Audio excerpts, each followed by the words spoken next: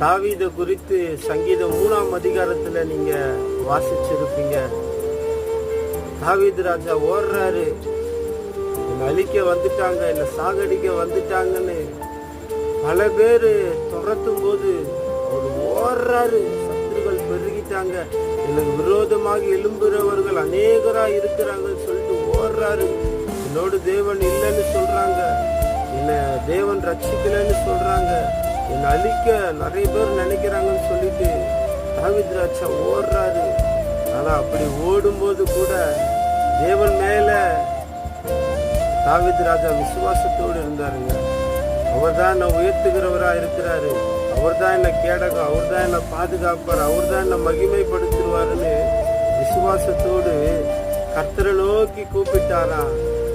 கர்த்தர் பரிசுத்த பர்வதத்திலிருந்து அவருக்கு செவி கொடுத்து அவர் உதவி செய்தாரா.